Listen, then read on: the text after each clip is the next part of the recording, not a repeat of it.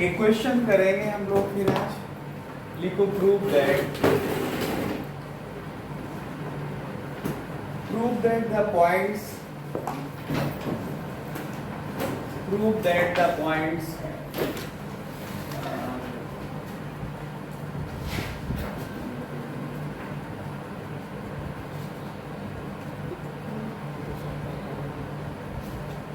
prove that the points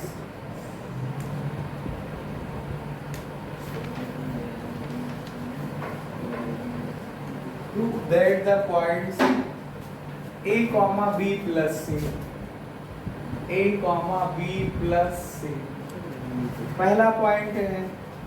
दूसरा है b comma c plus a b comma c plus a। तीसरा point है c comma a plus b। Are collinear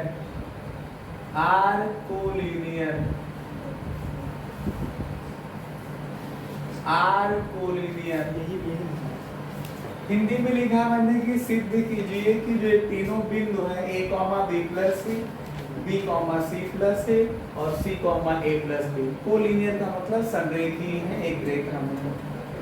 मैंने आप लोगों को बताया था कि जब पॉइंट्स कोलिनियर होते हैं, मैंने आप लोगों को बताया था कि जब पॉइंट्स कोलिनियर हैं, जैसे मान लो एक पॉइंट ये है, दूसरा ये है और तीसरा ये है।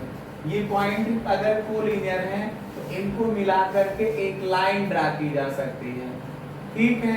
तो उस केस में जो ट्रायंगल बनता नहीं है, त्रिभुज नहीं बनता है, तो ट्रायंगल का एरिया या त्रिभुज का क्षेत्रफल फिर 0 होता है। मतलब लाइन बनेगी, लाइन का कोई क्षेत्रफल नहीं होता है, वो 0 होगा, ठीक है। आपको दिखाना क्या होगा कि इन पॉइंटों से लेकर के एरिया ऑफ द ट्रायंगल निकालिए, त्रिभुज का क्षेत्रफल निकालिए, और त्रिभुज का क्षेत्रफल जो है एरिया ऑफ द ट्रायंगल को आप 0 दिखा दीजिए। तो अगर एरिया ऑफ द ट्रायंगल 0 है तो पॉइंट कैसे हैं? कोलिनियर है जाकर के, ठीक है।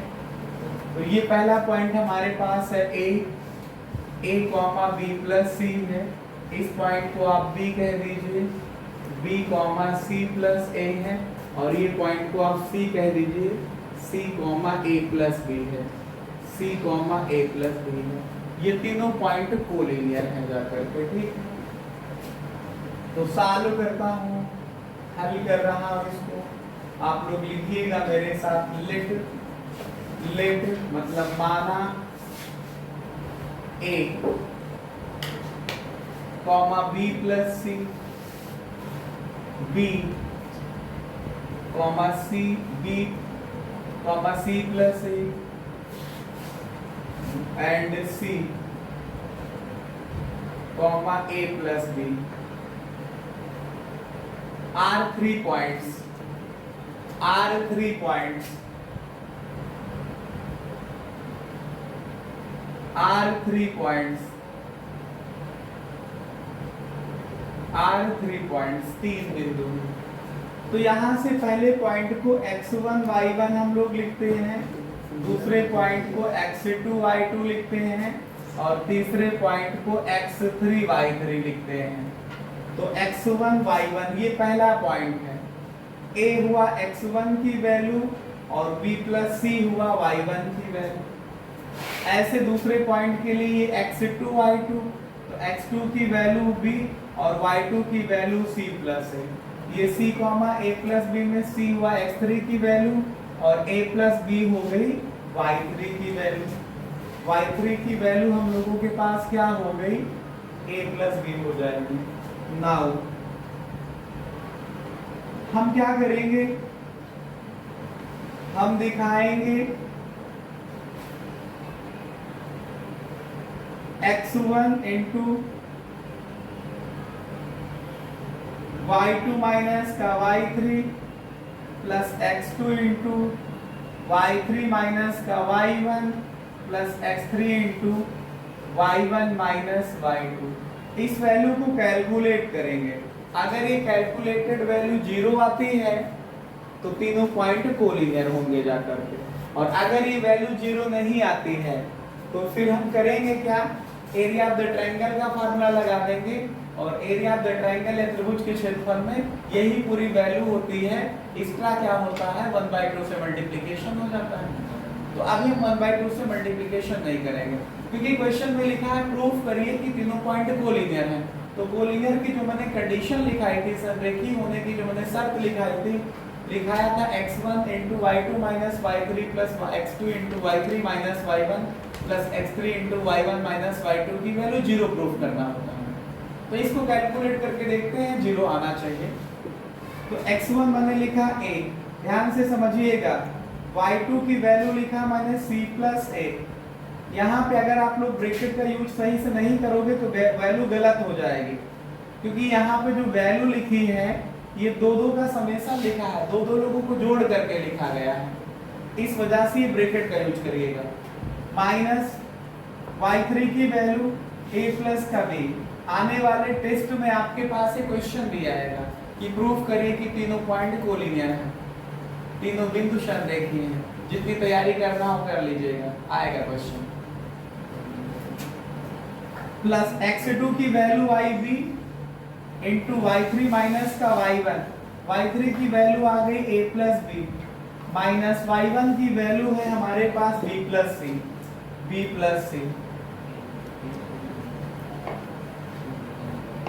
प्लस x3 की वैल्यू हुई c इंटू y1 माइनस का y2।